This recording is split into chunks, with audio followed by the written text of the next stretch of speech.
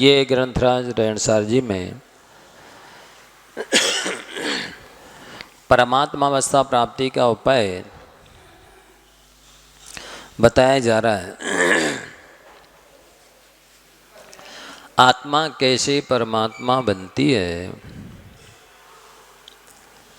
इसे देखना है। गाथा नंबर 136 है।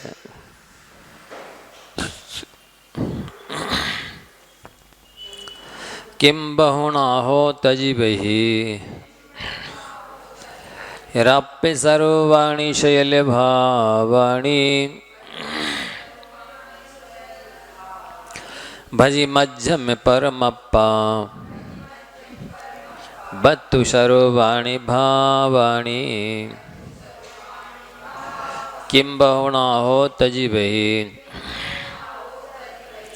रप्पि सर्वाणि शैल भावाणि भजि मज्जिम परमप्पा बत्तु सर्वाणि भावाणि।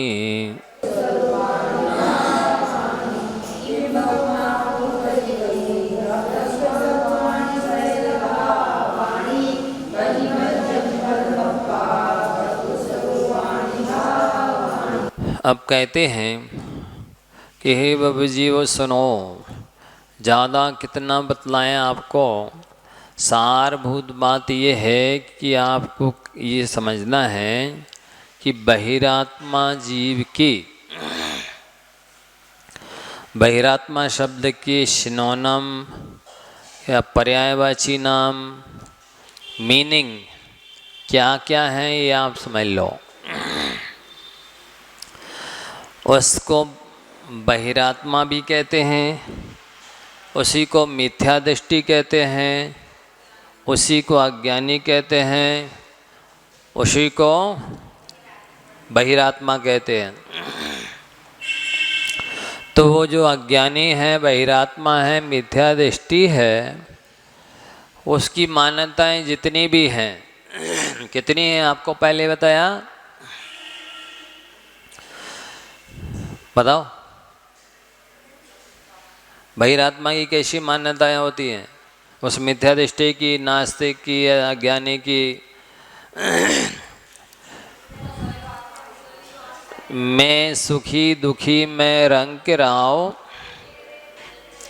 मेरे धन ग्रह गोधन प्रभाव, मेरे श्रुततीय में शबल दीन, बेरूप सुभग मूरख प्रवीण, तन उपजत अपनी उपज जान, तन नशत आपको नाशमान।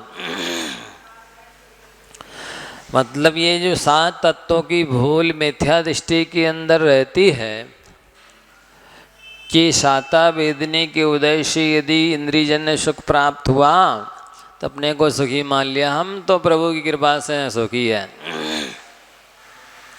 पर ये समझ ही नहीं रहा है कि जब तक पुण्य का उदय है तभी तक सुखी हो, बाद में तो आंसू बहा नहीं है।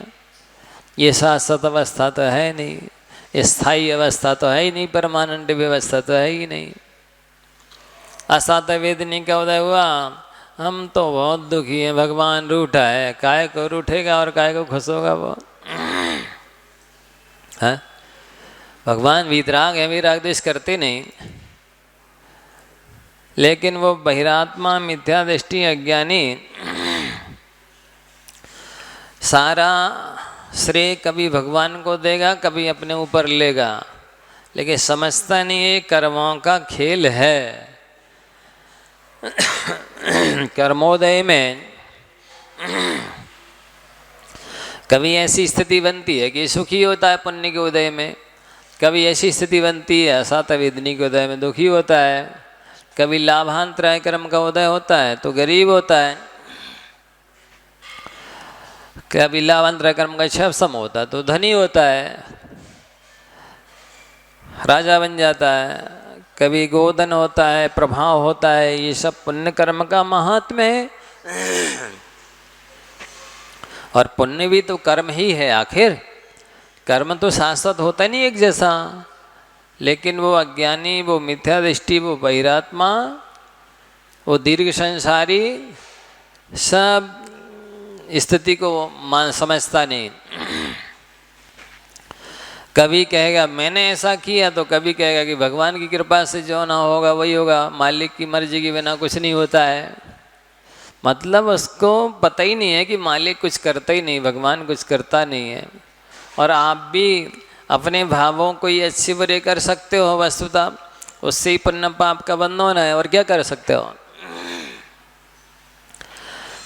मेरे धन ग्रह गोधन प्रभाव, मेरा प्रभाव है, मेरी इज्जत है, मेरी चलती है, समझ है ही नहीं रहे कि ये तो थोड़े दिन का पुण्य का उदय है, इसके बाद में देवी मर कर एक इंद्रिय हो सकता है, चक्रवर्ती मर कर के सप्तम नरक का नारकी हो सकता है। किसकी स्थायी अवस्था रहती है एक सी।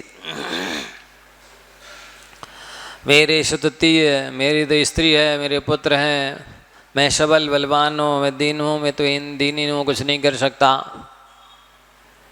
सबल बेरूप हूँ, मैं तो कुरूप हूँ। कभी कहेगा मेरे जैसा सुंदर तो कोई है ही नहीं। उसको पता ही नहीं है कि आत्मा का रूप है ही नहीं, ये रूप और कुरूप पुद्गल में है, ये जड़ पदार्थ में अचेतन में पाए जाते हैं, पुद्गल में पाए जाते हैं, आत्मा में है ही नहीं। ना काला रंग है, ना पीला है, ना नीला है, ना लाल है, ना सफ़ेद है। आत्मा तो आकाश की तरह आरोपी है ना, लेकिन उस मिथ्या दृष्टि को है ही नहीं पता। शरीर मिल गया गोरा तो मैं गोरा, अब काला मिल गया तो मैं काला। उसको पता ही नहीं है कि ये शरीर तो का एक प्रकार का चूल्हा है, आत्मा का कोई रंग रूप है नहीं, तो उसको ख्याल नहीं है। कभी कहेगा मैं मूर्ख हूँ ज्ञानावरण कर्म के उदय में, तो कभी क्षयपसम होगा तो मैं ज्ञानी हूँ। तो समझ ही नहीं रहा है कि स्थायी है ही नहीं ज्ञानावरण कर्म का उदय। और ये जीव तत्व की भूल हो गई।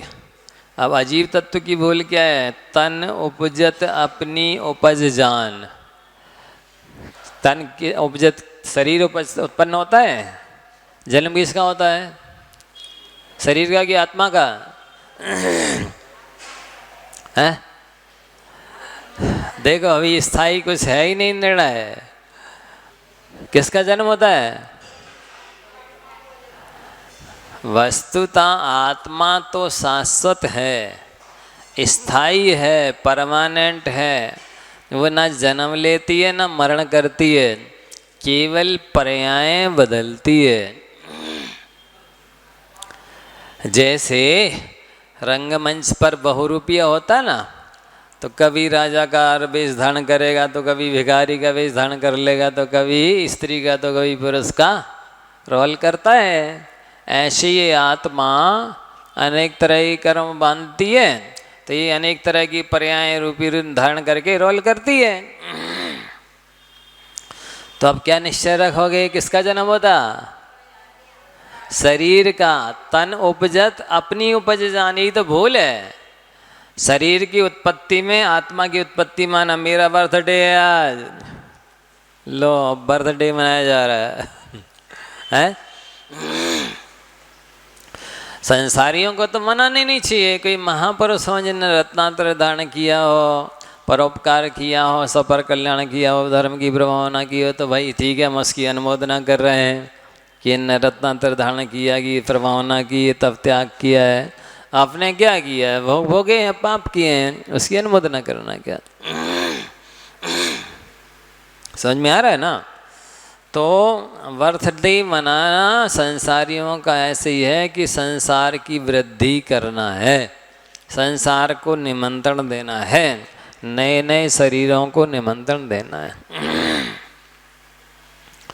यदि और शरीर धारण करना हो तो बर्थडे मनाना है संयमी लोगों को, और नई शरीर धारण करना है तो हाथ जोड़ो पिंड छोड़ो। हाँ, तन उपजत अपनी उपज जान। तन नशत आपको, शरीर में लुगरिया लगी, सोन ने मान लिया कि हमारी आत्मा में लुगरिया लग गई है। नहीं, आत्मा मरती है? बोलो तो क्यों कहते फलाना मर गया?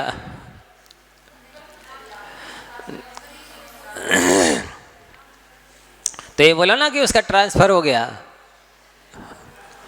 है? नहीं, उसका ट्रांसफर ही तो हुआ है, इस शरीर को छोड़ करके दूसरे शरीर में चला गया। ड्रेस और एड्रेस चेंज हो गया, ये ड्रेस बदल गई, ये शरीर रूपी ड्रेस, ये एड्रेस बदल गया कि फलाने गांव के फलाने घर में फलाने परिवार में जन्मे थे, इनका ये नाम था, अब दूसरा नाम हो गया, दूसरा घर मिल गया, दूसरा परिवार मिल गया, ट्रांसफर हुआ ना। तो मेरी हम मरे बचाओ बचाओ, अरे कहाँ मरे कहाँ बचाओ है? आत्मा मरती नहीं है, उसको बचाने का सवाल ही नहीं। धर्म बचाने की चिंता करते नहीं, जाने वाला तो धर्म है, जाने वाले तो आत्मा के गुण हैं। समझ में नहीं आ रहा? हाँ, तो ये समझना चाहिए कि वास्तव में शरीर केवल स्थानांतरित होता है, वस्तुतः आत्मा तो अजर अमर है। ये जले न कभी अग्नि में, भीगे न कभी पानी में, सूखे न पवन के द्वारा, ये आत्मा हमारा शस्त्रों से कटे न काटा। शस्त्र से काट नहीं सकते आत्मा को, नहीं तोड़ सके कोई भाटा, कोई पत्थर मार के इसको तोड़ फोड़ नहीं सकता है। ये मरता न मरी का मारा, ये आत्मा हमारा, कोई आदि व्याधि मरी रोग इसको मार नहीं सकते हैं। लेकिन उस अज्ञानी की, उस मिथ्या दृष्टि की, उस बहिरात्मा की ऐसी धारणा होती है कि जितनी अवस्थाएं और दुरावस्थाएं इस शरीर की हो रही वे सब मेरी आत्मा की हो रही, ऐसा मान लेता वो। इसलिए तो अज्ञानी है, दीर्घ संसारी है, भवाभी बंदी है, भाव की वृद्धि करने वाला है, ऐसा है। फिर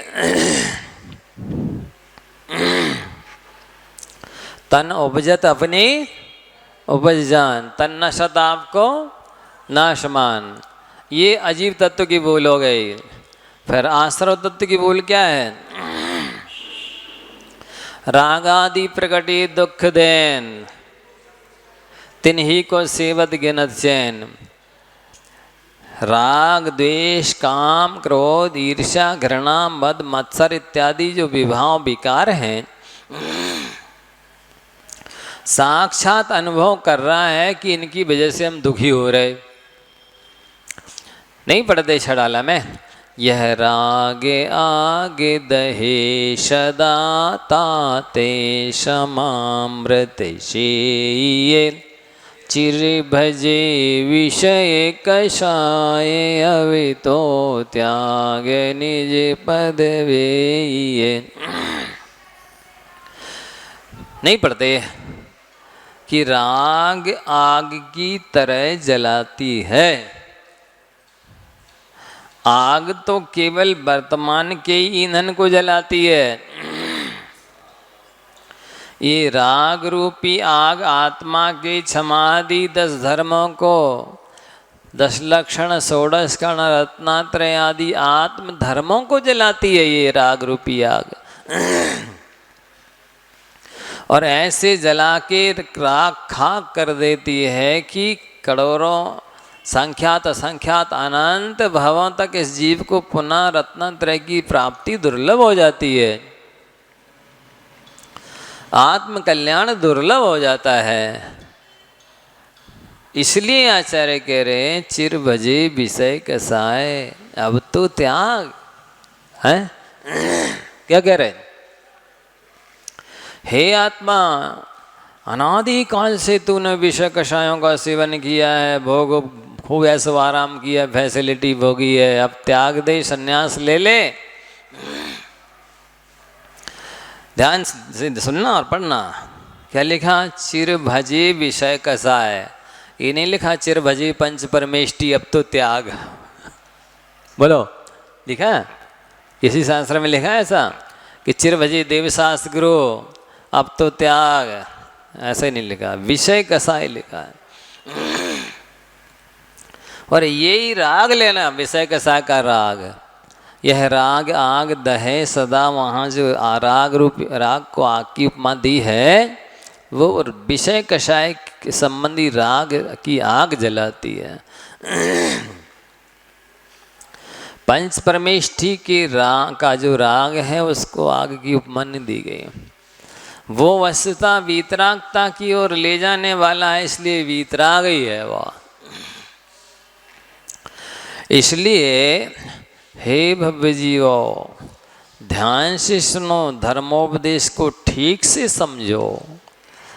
चिर भजे विषय कषाय, अब तो त्याग निज पद बेहिए।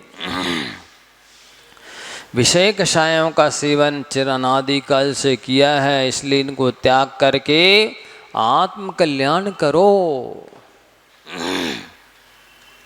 कहाँ रचो पर पद में, ये तू कहाँ शरीरों में रच रहा है, कहाँ तू इन शरीरों से राग कर रहा है, इनमें तो लुगरियाँ लगनी है? क्या होना है इन शरीरों में? तू इन पर पद में रच रहा है। इसलिए वो कह रहे हैं कहाँ रचो पर पद में, न तेरो पद ये है। ये दूसरे से राग करना तेरा स्वभाव नहीं है, तेरा गुणधर्म नहीं है, तेरा लक्षण नहीं है। दूसरे से प्रभावित होना ये तेरा स्वभाव नहीं है। तू तो अपने में मगन रह, अपने में लीन होने की चेष्टा कर। कहाँ रचू पर पद में, न तेरो पद यह है। क्यों दुख सहे, क्यों दुख सहता है आत्मन, पर पद में रच कर के दुख सहता है तू। दूसरे से राग करना ही दुखी होने की तैयारी करना है। क्या किसी से भी अपनी आत्मा और परमात्मा के अलावा किसी से राग करना ही दुखी होने की तैयारी करना है। करो आप जितना करना राग, इसका मतलब है उतनी ज़्यादा दुखी होने की तैयारी कर रहे हो आप, क्योंकि ये राग आग दहे सदा लिखा ही हुआ है। ये राग रूपी आग तो हमेशा इस जीव को जलाती चली आ रही है। ताते समामृत से ये, इसलिए क्षमता रूपी अमृत का पान करो आत्मन। हाँ, ये बड़े शब्द मार्मिक ध्यान देने के कि विषय कसाय चिरकाल से भजे हैं, ना कि चिरकाल से पंच परमेष्ठी भजे हैं। उनके त्याग का उपदेश नहीं है, उपदेश है विषय कषाय संबंधी, विषय कषाय का और तत्संबंधी राग का। ऐसा है, ये परमात्मा अवस्था को प्राप्त करने का उपाय है। इसके बिना परमात्मा कोई बनेगा नहीं, और परमात्मा बने बिना कोई सुखी हो नहीं सकता। और इसने आगे लिखा, जब लो न रोग जरा गहे, तब लो झटिति निज हित करो। हे आत्मन, जब तक इस शरीर में रोग नहीं लग रहे हैं और वृद्धा अवस्था रूपी आग नहीं लग रही है कुटिया में, तब तक आत्महित कर लो, संन्यास ले लो, व्रत नियम संयम चारित्र अंगीकार कर लो। क्योंकि अभी अच्छी अवस्था में ले लिए तो पिछले जन्म जन्मांतरों के संख्यात असंख्यात अनंत भवों की बांधे हुए कर्म नष्ट हो जाएंगे संयम लेने से। और रोग आ गया, वृद्धावस्था आ गई, तो अब तो उनका फल भोगने के लिए तैयार रहो। अब कर्म काटने की क्षमता नहीं है। जब तक कर्म उदय में नहीं आया है, तब तक आप अपने त्याग से, तप से, विशुद्धि से उन कर्मों को नष्ट कर सकते हो, आपके पास सामर्थ्य है। लेकिन उदय में आने के बाद तो आप कुछ नहीं हो सकता है। सजा सुना दी गई है ना, सुना दी गई, ऐसा है। इसलिए यहाँ कहा जा रहा है कि किम बहुना, ज़्यादा क्या कहें, जितनी भी बहिरात्मा यानी मिथ्या दृष्टि की धारणाएं, मान्यताएं अज्ञानी की, उस बहिरात्मा की दशाएं हैं, उन सब को जानना है और छोड़ना है। जैसे शारीरिक व्यायाम से शरीर की शक्ति बढ़ती है, वैसे ही मन की एकाग्रता से मन की शक्ति बढ़ती है। शारीरिक व्यायाम से शारीरिक शक्ति बढ़ती है और मन की एकाग्रता से मानसिक शक्ति बढ़ती है। इसलिए अपने मन को कठिन विषयों में अभी लगाना चाहिए। सरल सरल सुनने पढ़ने की आदत रहती ना प्राय लोगों की, नहीं कहानी सुनाओ, तो चुटकुले सुनाओ, कथा संस्मरण सुनाओ, नहीं। चारों अनुयोग पढ़ो, प्रथमानुयोग भी, करणानुयोग भी, चरणानुयोग भी, द्रव्यानुयोग भी। यहाँ वहाँ की कठिन विषय क्लिष्ट तो ले लेंगे, चाहे इंग्लिश नहीं पढ़ी, कभी सुनी नहीं है, लेकिन समझने पढ़ने की कोशिश करेंगे, है मैथमेटिक्स नहीं पढ़ी सुनी लेकिन पढ़ेंगे, कंप्यूटर है, साइंस है, नहीं पढ़े सुने लेकिन उसमें तो माथा लगाएंगे। जैसे ही धर्म की चर्चा आएगी, अरे ये तो बहुत कठिन है, ये अपने बस की बात नहीं है, अपने तो सिर के ऊपर से जा रहा है।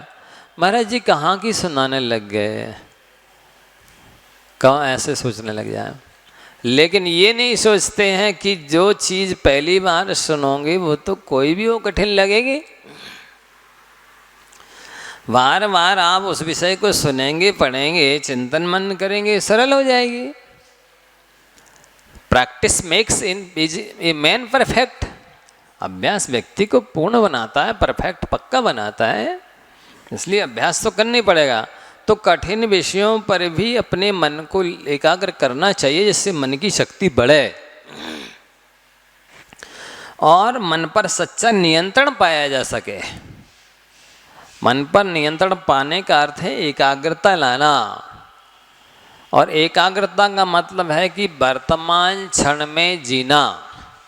वर्तमान क्षण में जीने का मतलब है कि भूत के विषय में व्यर्थ कल्पना ही नहीं करो, भविष्य की भी व्यर्थ की चिंता ही नहीं करो,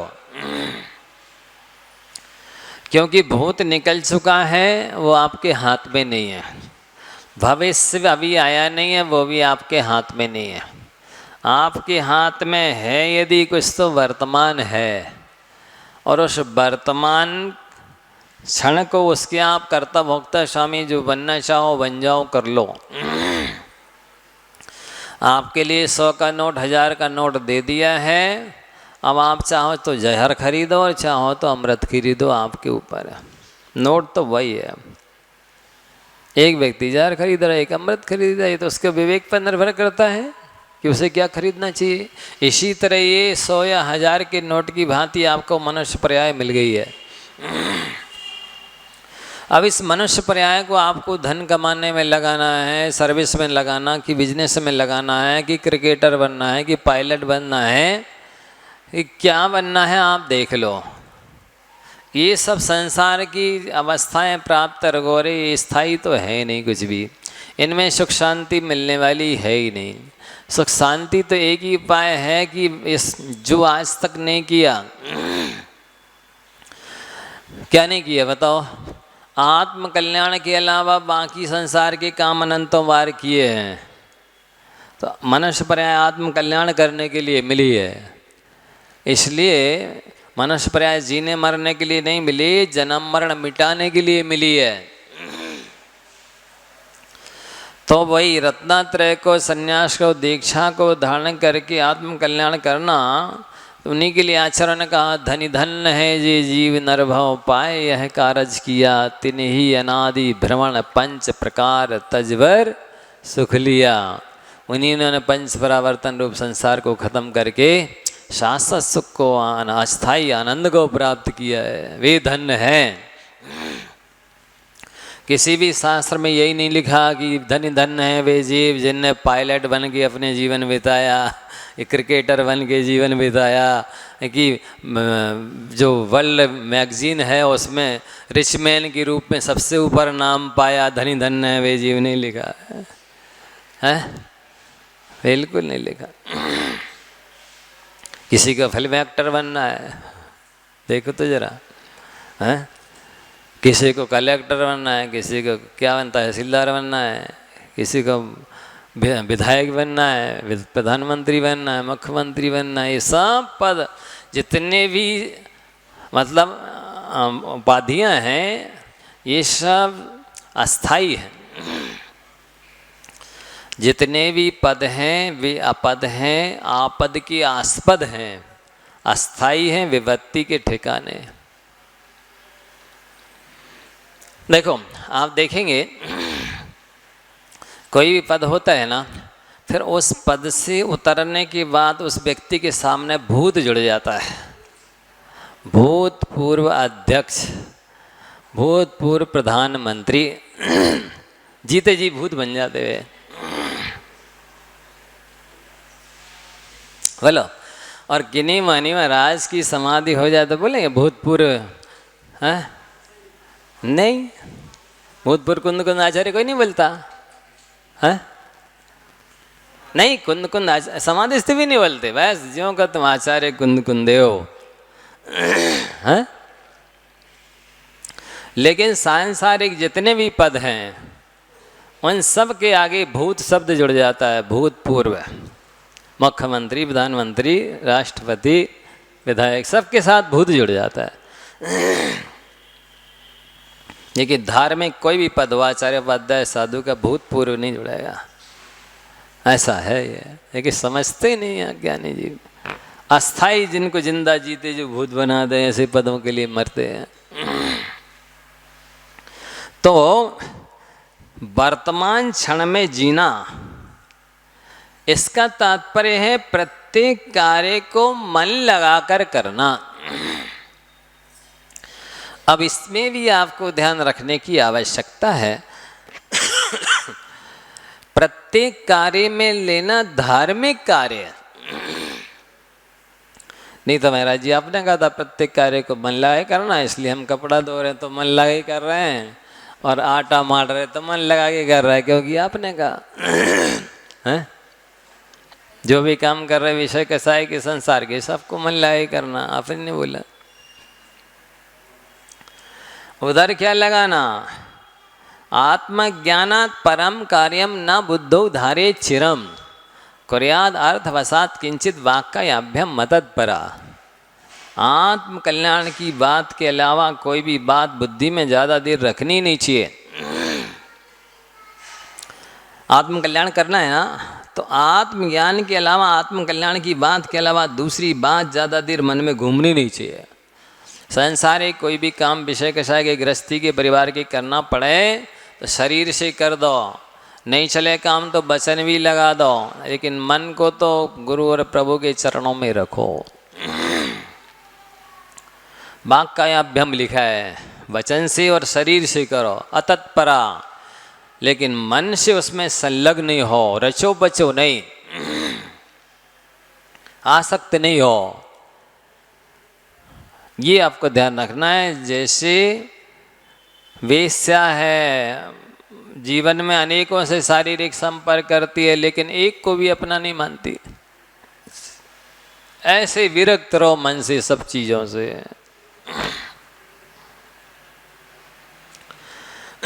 तो रागादि प्रकट ये दुख देन, आश्रम तत्व की बोली बताई जा रही है, जीव तत्व की बोली आ गई समझ में। मैं सुखी दुखी मैं रंग गिराओ, मेरे धन ग्रह गोधन प्रभाव, मेरे श्रुततीय में शबल दीन वे रूप सुवग मूरख प्रवीण। यहाँ तक ये जीव तत्व की बोल है। 6 डाला से और अच्छे से पढ़िए। तन उपजत अपनी उपज जान, तन नशत आपको नाश मानी, अजीब तत्व की बोल है। शरीर की उत्पत्ति में आत्मा की उत्पत्ति मानना, शरीर के मरण में आत्मा का मरण मानना। फिर रागादि प्रकट ये दुख देन, रागादि साक्षात स्पष्ट ही दुख दे रहे हैं। नहीं आप देखो ना, राग खत्म हो जाए फिर काहे की चिंता, किसकी चिंता? कभी भी बैठे रहो, कहीं भी बैठे रहो, कहीं भी चले जाओ। राग है तो अब भी नहीं जा रहे तो लो उनके लिए अंधु बनानी। आकुलता है ना, ये आकुलता, ये बेचैनी, ये दुख राग की वजह से है। दीक्षा ले लो फिर किसकी अंधु है? सारी चिंताएं खत्म हो जाती। तो रागादि प्रकटे दुख देन, स्पष्ट रूप से दुख दे रहे हैं। अब बेटा है, नाती पोता है, तो उसको खिलाए खिलाए, समझाए समझाए परेशान है दिन भर संभालते संभालते परेशान हो रहे, थक रहे, न खा पा रहे, न सो पा रहे, न बैठ पा रहे, फिर भी हमारा बेटा हमारा नाती, यही कहलाती है आश्रव राग, मने आश्रव तत्व की भूल।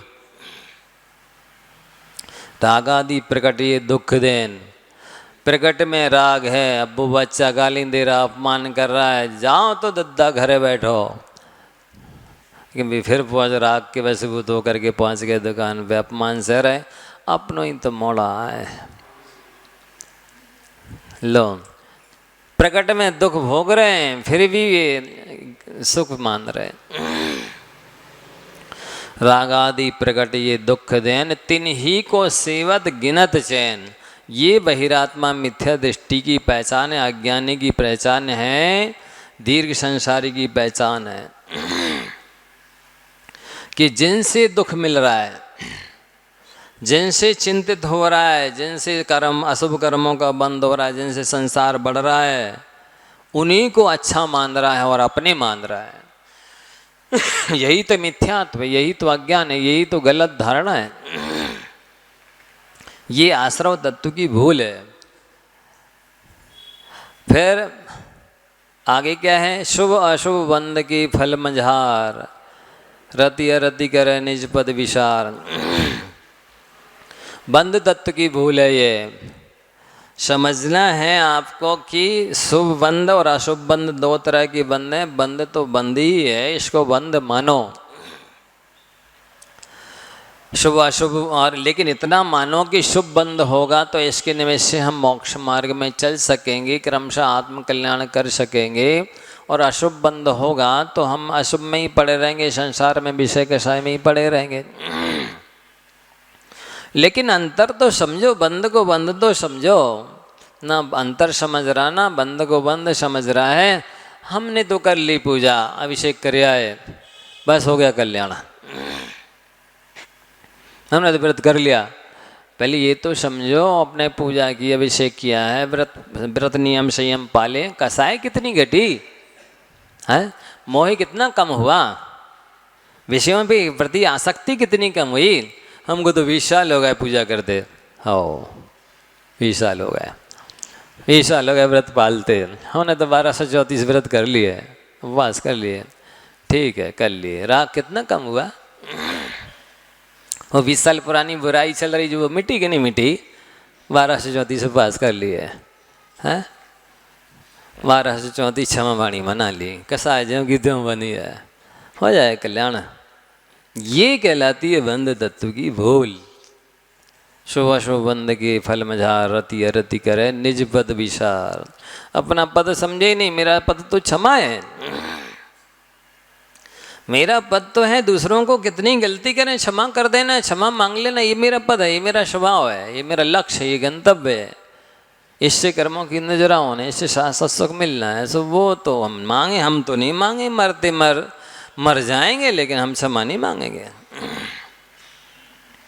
तो मर जाएंगे लेकिन हम क्षमा नहीं करेंगे। चाहे अगले जन्म में फिर उसी घर में चूहा बिल्ली बन जाए, देहली लांगने के लिए 1000 बार, लेकिन जीते जी तो नहीं मांगे जाएंगे, देहली पट्टी चढ़ेंगे। ये है आत्मकल्याण करने वालों के लक्षण, ये मोक्ष मार्ग है, ये वैरागियों के लक्षण है, ये धर्मात्माओं के लक्षण है, हाँ, ये दीर्घ संसारियों के लक्षण है, ये मिथ्या दृष्टियों के लक्षण है, ये वैरात्माओं के लक्षण है, ये अज्ञानी वस्तुओं के लक्षण है। शुभ अशुभ बंद के फल मजार, रति अरति करने। और आगे, आत्म हित हेतु विराग ज्ञान, ते लखें आपको कष्टदान। आत्मा के हित के हेतु वैराग्य है और ज्ञान है, सो इसको कष्टदायी समझते, अष्टमी को कष्टमी कहते।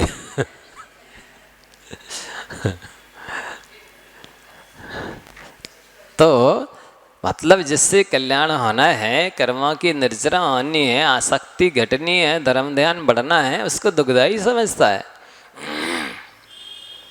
वैराग्य से वैराग्य है और आत्मकल्याण करना चाहता है। बिना वैराग्य के आत्मकल्याण होता है किसी का? बिना ज्ञान के आत्मकल्याण होता है कभी? उन दोनों से ही दूर रहता है। नहीं हम स्वाध्याय नहीं कर सकते, हम तो अब इसे कर लेंगे, माला फिर लेंगे, पूजा कर लेंगे, व्रत कर लेंगे, ज़्यादा से ज़्यादा सम्मित सागर की वंदना कर आएंगे, स्वाध्याय की नहीं के नाम से।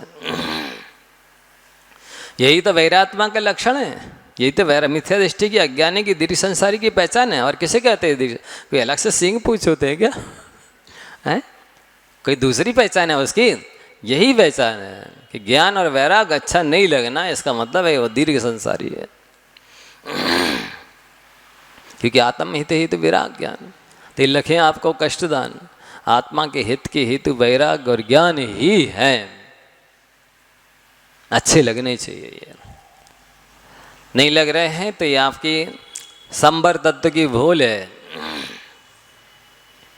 रोके ना चाह निज शक्ति खोए। अब निर्जरा तत्व की भूल क्या है देख लो। चाह से कर्म बंद होता है। चाह बोले, इच्छा बोले, आशा बोले, अभिलाषा बोले, तमन्ना बोले, अभिलाखा क्या बोलते और वांछा बोले, इच्छा बोले, मूर्छा बोले, ये सब एकार्थवाची नाम है। आयु पूरी हो गई और चाह खत्म नहीं हो पाई तो समझ लेना कि संसार की तैयारी है। और आयु पूरी ना हो पाए और उसके पहले इच्छाएं खत्म हो जाएं तो समझ लेना कि मोक्ष की तैयारी है। हैं? हाँ बस एक और अंतिम अभिलाषा है। ऐसा करते करते जीवन का अंत हो जाता पर अभिलाषाओं का अंत नहीं हो पाता।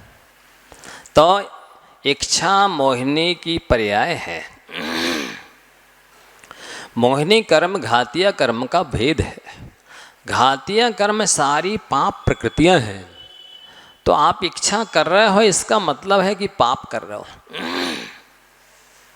ये संसारी प्राणी नहीं समझते इच्छा करने वाला पापी है। अब उसमें विशेष रूप से विषय कसाय की इच्छा, सांसारिक इच्छा होने करने वाला पापी है। आत्मकल्याण की इच्छा है तो चलो ठीक है उसको मान लेंगे, कथनचित ठीक है। आचार्यों ने तो यहाँ तक लिखा है मोक्षेपि यस्य नाकांक्षा सा मोक्ष मदि गच्छति इत्युक्त्वात् स्वहितान्वेषी कांक्षाम क्वापि न योजित। मोक्ष के विषय में भी जिसकी इच्छा नहीं होती है उसको मोक्ष मिलता है, ऐसा कहा गया है। इसलिए आत्मा का हित चाहने वाले को अपनी इच्छाएं खत्म कर देना चाहिए। मुझे कुछ नहीं चाहिए, no objection, no problem, no demand. 3 सूत्र अपना लो, लिख लो। आत्मकल्याण करना है यदि तो मोक्ष चाहते हो, आत्मा को सदा के लिए सुखी बनाना चाहते हो, इस 4 गति 84 लाख योनियों में जन्म मरण करने से बचना चाहते हो तो ये 3 सूत्र तोड़ लो। नो ऑब्जेक्शन, मुझे किसी से कोई आपत्ति नहीं है। कोई कुछ भी करो, हमें क्या लेना, जैसी करनी वैसी भरनी, जो जैसा करेगा सो भरेगा, हम क्यों आपत्ति उठाएं? हैं? नहीं, वो ना हमारा घोड़ा है, ना हमारा खेत है, ना हमारे अंगूर है, लेकिन घोड़ा गधा अंगूर खा क्यों रहा है? हैं? गधा अंगूर क्यों खा रहा है? इस टाइप के लोग हैं तो उनको कहाँ सुख शांति मिल सकती है? इसलिए नो ऑब्जेक्शन, किसी के कार्यकलाप पर कोई आपत्ति नहीं जताओ। हो सके मानसिकता, परिस्थिति, मनस्थिति देख लो, प्रसन्न मूड में, प्रसन्न मूड से बता दो कि इससे ये हानि होती है, ये लाभ होता है, इसमें ये गुण है, इसमें ये दोष है। कर्तव्य के नाते बता दिया, देख लिया परिस्थिति, प्रतिक्रिया क्या हुई, रिएक्शन क्या हुआ, उसके अनुसार फिर आगे के लिए चेत जाओ। ये तो नो ऑब्जेक्शन, नो प्रॉब्लम, हमें किसी से कोई समस्या नहीं है, किसी के कार्यकलाप से कोई आपत्ति नहीं है और किसी से मुझे कोई परेशानी नहीं है। जो भी है मैं अपने पाप कर्म की वजह से परेशानी मानता हूँ और मैं अपने कर्मों की नजरा के लिए उसे धर्म ध्यान में निमित्त बनाता हूँ। नो डिमांड, कुछ नहीं चाहिए। जब आपके मन से ऐसा आने लगे भाव और मुंह से निकलने लगे कि हमें कुछ नहीं चाहिए, कोई देवे भी निवेदन भी करे और फिर कहो कि हमें कुछ नहीं चाहिए, तो समझ लेना कि अब आपको जल्दी ही मोक्ष मिलने वाला है। और जे भी मिल जाए, जे भी मिल जाए, जे भी आ जाए, जे भी आ जाए, जे खर्च ना हो जाए, पास का जे भी खर्च ना हो जाए, समझ लेना कि अभी आपके अनंत भाव धारण करना बाकी है। अभी आपको बहुत कष्ट उठाना भोगना बाकी है, इसलिए ऐसा भाव आ रहा है। ये बहिरात्मा की पहचान है, ये मिथ्या दृष्टि की पहचान है, ये अज्ञानी की पहचान है, ये दीर्घ संसारी की पहचान है। सो समझ लीजिए। इसलिए आचार्य ने कहा बहिरात्मता हे जान तजी, बहिरात्म अवस्था को समझो। क्या क्या कहलाती है बहिरात्म अवस्था? मिथ्या दृष्टि की अवस्था, सोच कैसी होती है, वचन कैसे वचन बोलता है, कैसे शरीर से चेष्टाएं करता है, इसको समझो और समझ करके छोड़ो। समझने मात्र से कल्याण नहीं होगा, तजी लिखा है छोड़ो। और अंतर आत्म हुजे, अंतरात्मा बनो, सम्यक दृष्टि बनो, ज्ञानी बनो, आत्म कल्याण की इच्छा रखने वाले बनो कि मुझे आत्म कल्याण करना है, ऐसा दृढ़ निश्चय करो। क्योंकि बिना पहले निर्णय करो, फिर निश्चय करो और फिर इसके बाद में कदम बढ़ाओ तो मंजिल मिलेगी।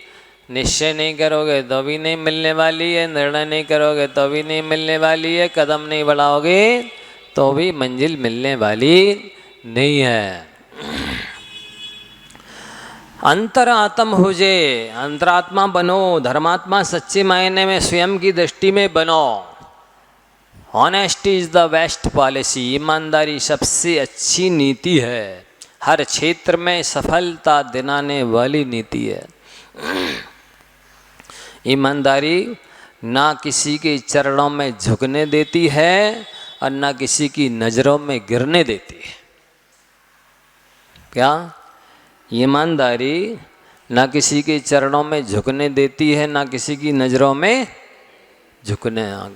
गिरने देती है, ऐसी चीज़ है। इसलिए स्वयं की दृष्टि में धर्मात्मा बनो तो कल्याण होगा, दूसरे की दृष्टि में धर्मात्मा बनने से कल्याण नहीं होगा।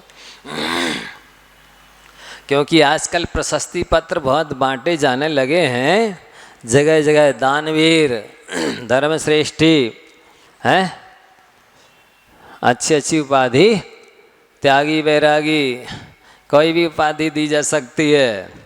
उस उपाधि को लेकर के नहीं अपने आप को धर्मात्मा मान लेना, नहीं तो ठगाए जाओगे। प्रशंसकों से निज को ना आको, स्वयं में एक बार झांको। लिबास कोई न सुखी बनाता, कमी स्वयं की यदि न हटाता। प्रशंसकों से अपने व्यक्तित्व का मूल्यांकन मत करो, अपनी डिग्री नहीं मान लो कि मैं इतना धर्मात्मा हूँ। सामने वाले ने कहा, सामने वाले ने जो आपको डिग्री दी है, हो सकता वो उसने आपको अपने स्वार्थ सिद्ध करने के लिए दी है, अथवा हो सकता उसके पास मूल्यांकन करने की योग्यता ही नहीं है। तो उसने जो मूल्यांकन किया वो सही है ऐसा कैसे कह सकते हैं? हो सकता उसने राग देश पूर्वक आपका मूल्यांकन किया हो, घृणा ईर्ष्या देश मदमत्सर से भी किया हो। कौन सा सार सिद्ध करने के लिए आपका मूल्यांकन किया है कि आपका एक तन व्यक्तित्व है? उसने जो दिया है टाइटल वो सही है, जरूरी नहीं है। इसलिए प्रशंसकों से निज को ना आको, स्वयं में एक बार झांको, देखो कि वाकई में जो सामने वाला कह रहा है मैं ऐसा हूं कि नहीं। किसी ने कह दिया कौआ कान ले गया आप कौए के पीछे दौड़ जाओ, अरे देखो तो सही में देखो तो ले गया है कि नहीं है। इसी तरह से किसी ने कोई उपाधि दी है तो देखो तो मेरे अंदर योग्यता है कि नहीं, मेरे पास ऐसा व्यक्तित्व है मेरा कि नहीं है, ये आपको समझना है। सामने वाला कोई भी उपाधि दे सकता है, राग से दे सकता है, अद्वेष से दे सकता है, घृणा ईर्ष्या से दे सकता है। उसके पास योग्यता ही नहीं है कि वो आपका सही मूल्यांकन कर सके, सही वास्तविक आपको उपाधि दे सके। फिर आप कैसे मान सकते सामने वाले के अनुसार? इसलिए स्वयं में एक बार झांको, देखो। लिबास कोई ना सुखी बनाता। आप ही समझ लो अब तो महाराज जी अब तो मुनि बन गए तो आपका तो मोक्ष मिल ही जाएगा। भूल में नहीं रहना, मुनि बनने से मोक्ष नहीं मिलता है, मुनि पने से मोक्ष मिलता है। श्रवण बनने से, श्रावण्य हो तो मोक्ष मिलता है। जैसे आप मनुष्य हैं पर आपके अंदर मनुष्यता नहीं है, आप इंसान हैं पर आपके अंदर इंसानियत नहीं है, आप जैन हैं पर आपके अंदर जैनत्व नहीं है, तो काम नहीं होने वाला। जैसे ये माइक यदि आवाज़ फैलाने का काम ना करे तो ये माइक का भास कहलाएगा, माइक नहीं कहलाएगा, माइक का भास कहलाएगा। इसी तरह से ये श्रवणाभास कहलाएगा। यदि अंदर में रत्नात्रय नहीं है, मुनित्व नहीं है तो। इसलिए अकेले नग्न होने से कल्याण नहीं होता है, नग्न होने मात्र से कल्याण होता तो सारे पशु नग्न हैं उन सबका कल्याण हो जाता। तो ठीक है, काहे कहेंगे हम नग्न नहीं, नग्न हुए बिना भी कल्याण नहीं होगा, ये भी पक्का है। अकेले नग्न होने से कल्याण नहीं होगा और नग्न होने मात्र से भी कल्याण नहीं होगा। कल्याण तो गुणों से होता है, रत्नात्रय से होता है, अंदर के भावों से होता है। वो चीज़ होनी चाहिए, महत्व उसका है, मूल्य उसका है, क्वालिटी उससे आती है, ऐसा है। इसलिए आपको ये समझना है कि परमात्मा की अवस्था कैसे प्राप्त होती है और कौन कौन सी अवस्थाएं हमें छोड़ना है। इस पर अपन ने आज थोड़ी चर्चा की है, आगे करें।